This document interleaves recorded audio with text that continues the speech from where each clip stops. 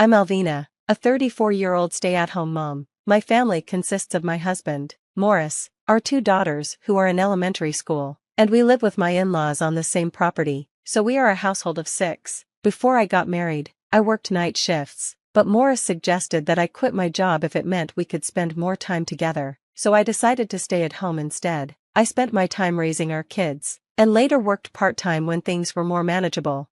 I wasn't sure about living with my in-laws at first. I didn't know them well, and I thought it might be stressful for a daughter-in-law to live with her in-laws. So, I was relieved when Morris promised me before we got married that we wouldn't have to live with his parents. However, after we got married, Morris brought it up again. He said he was worried about his parents and suggested we live on the same property, but not in the same house. I was surprised and protested, but Morris asked, "Do you dislike my parents that much? If our situations were reversed, would you want to live with your parents?" I couldn't argue with that, since my parents were still healthy and living with my brother.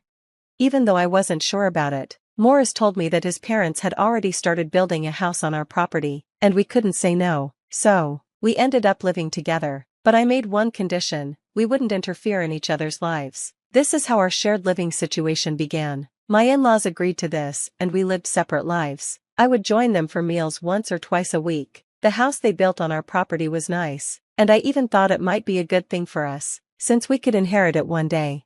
However, I made a big mistake in thinking everything would be fine. Over time, my mother-in-law started breaking our agreement. At first, she would visit me once or twice a week for help with small things like carrying something because her back hurt, or preparing dinner because she wasn't feeling well. But soon, she began to expect more. She would ask, "Is breakfast ready?" Or "Why hasn't our part of the house been cleaned?" As if I was responsible for all the housework. Eventually, I ended up cooking all 3 meals and cleaning both houses. Morris didn't say anything about it. Only my father-in-law would apologize sometimes and offer me a snack, saying, "I know it's not much, but please have this."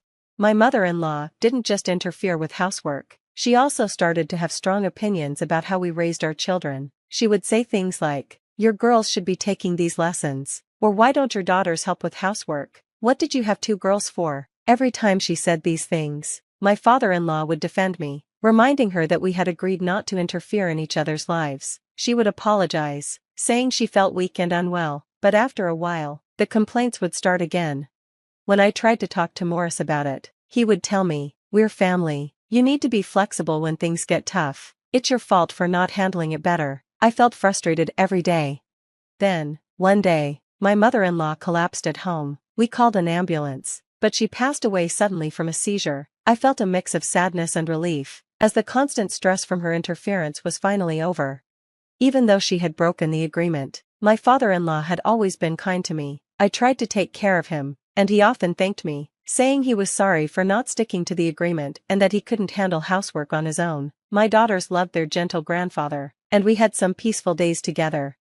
But a few months later, father-in-law collapsed too. He survived, but became bedridden and needed constant care. When we discussed his care, he said he didn't want to be a burden and mentioned going to a nursing home. But Morris stepped in and said, "Families should care for each other. Nursing homes are for when it's absolutely necessary. Alvina said she's okay with taking care of you." This completely surprised me. I did love my father-in-law and wanted to help him, but caring for him full-time at home was a big challenge. I had young kids to take care of and, clearly, Morris wouldn't help. I didn't want to say I couldn't do it in front of him, so I agreed. Caring for him turned out to be very hard. I had to help him with meals, bathroom visits, and bathing. He was a strong elderly man, and it was awkward sometimes because we were of the opposite sex. Each day, I had to prepare breakfast, help the kids with school, do housework, care for the kids after school, and then prepare dinner, all while caring for father-in-law. Every night, I would feel overwhelmed. Every day, I somehow managed to get through it all, but by the end of the day, I was completely exhausted and would collapse into bed. Morris, instead of helping with his father's care, started spending even less time at home. He claimed he had work, often saying he was working overnight, and would only come home 2 or 3 times a week. Because I never knew when he'd come back, I struggled to prepare dinner on time. When I was too tired to cook anything elaborate, I would make something simple, but Morris would get angry. He'd complain, "I'm working so hard, and this is all I get?" When I asked for help with housework or caring for his father, he would respond, "You're a full-time homemaker. Caring for my father is your job. This went on for 3 years, and it made me feel miserable every day. Over time, my daughters grew older and started helping around the house and with their grandfather. Chantel helped with cooking and cleaning, and Janie would gently wipe her grandfather's back, asking him if it felt good. I was really grateful to have such kind daughters. One day, Morris left his phone at home when he went to work. Despite knowing better, I couldn't resist the temptation to look through it. His password was his birthday, so I could easily unlock it. What I found shocked me. It turned out that Morris had been having an affair since I started taking care of his father, and they even had a child together. The messages on his phone showed that he was financially supporting his mistress, although he had given me money for living expenses, and said he was saving for our children's future. He hadn't saved anything. The messages got worse, with him saying things like, "My kids are old enough now, so they're not cute anymore," and, "Taking care of the old man is a pain, but at least I've got my idle wife to do it." Putting him in a care facility would cost money, but having my wife do it is free. Gotta use free labor, right? I was furious and couldn't stay calm. Normally, I would have kept quiet and waited for more evidence, but I couldn't hold it in. As soon as Morris got out of the bath, I shoved his phone in his face and demanded, "What is this about?" At first, he seemed surprised, but quickly regained his composure. Then he said something that shocked me even more. "You've lost your femininity since we had our kids. You don't wear makeup anymore. Your clothes are all about comfort now, and you fall asleep with your mouth open." Morris's cruel words kept hurting me. He told me, "Ever since you started caring for my father, you've lost even more of your femininity. You're not even a middle-aged woman anymore, you're like a middle-aged man." His words were painful, but he didn't stop there. He went on to say, "My girlfriend always wears makeup and takes care of herself, even after having a child. I don't plan on divorcing you, but my love is for her and our child. Once my father is gone and the kids are adults, I plan to kick you out and live with her." He continued to say things that made me feel worthless. While he showed some concern for the kids, it was clear he didn't care about me at all. I couldn't hold back my tears. I tried to dress up and put on makeup, but it was hard. I was handling childcare and housework all on my own, and I had to do everything quickly, even if it meant my hair was messy. I asked him, "If you wanted me to look beautiful, why didn't you help with the housework or caring for the kids and your father?" But Morris was unkind in his reply. "Look at other women. They stay beautiful while raising their kids. You're just not efficient. As a stay-at-home mom, you have no right to argue with me. I'm the one putting food on the table. If you have a complaint, you can divorce me." He added coldly, "For a woman your age, job opportunities are limited. Do you really think you can raise our 2 kids on alimony and compensation from me?" I felt crushed and couldn't respond. I wanted to think about the children, and I couldn't bring myself to divorce him. But Morris said, "You can't, can you? If you care about the kids, you'll take care of my father until the end. After that, you'll work as my housekeeper. Don't worry, when the kids grow up, they'll help you, so you'd better treat them well." Then, he went to his room with a satisfied smirk on his face. I was stunned and didn't know what to do. Eventually, I regained my composure and went to take care of my father-in-law. I tried to act like everything was fine, but it must have been clear something was wrong. He asked me, "Is something wrong?" I tried to brush it off, but I couldn't hold back my tears and ended up telling him everything. After listening to me, father-in-law said, "Alvina, I have something for you. Can you come back in a few hours?" I did as he asked, and when I returned, he gave me a piece of paper with someone's contact information on it. He said, "Contact this person, they know everything. I should be the one to act, but with my condition."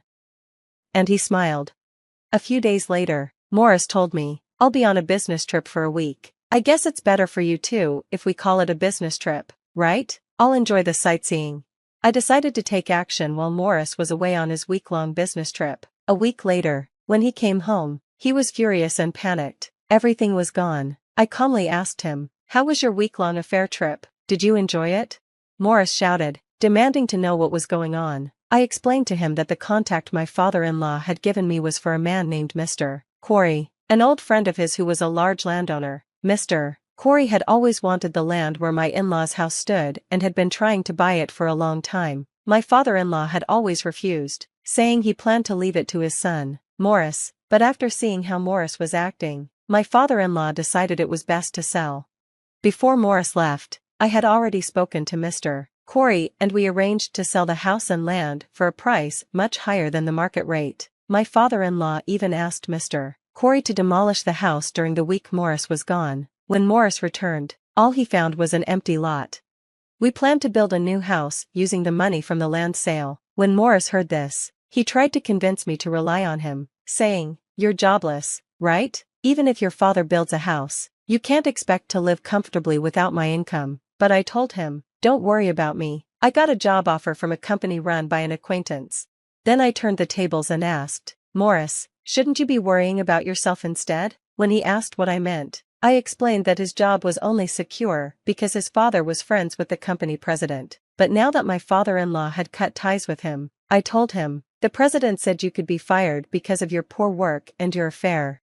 Morris tried to excuse himself, saying, "I didn't mean it. I was just angry. I wasn't really going to leave you. We're family. Let's work things out." But I firmly told him, "My family now is my daughters and my father-in-law. Goodbye." Then I hung up on him.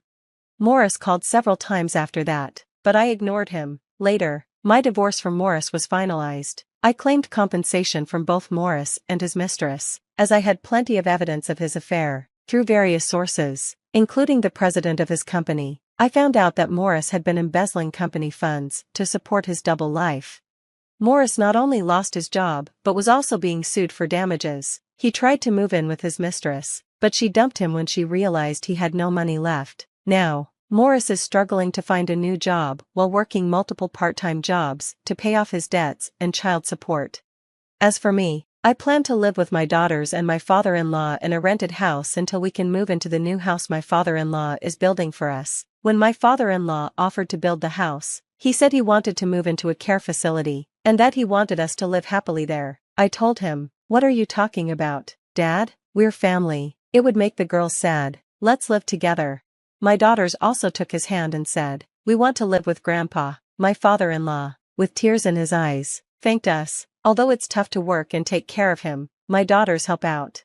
So, we are now living together as a family of 4 with the help of home assistance and day services. We're looking forward to moving into our new home as a family.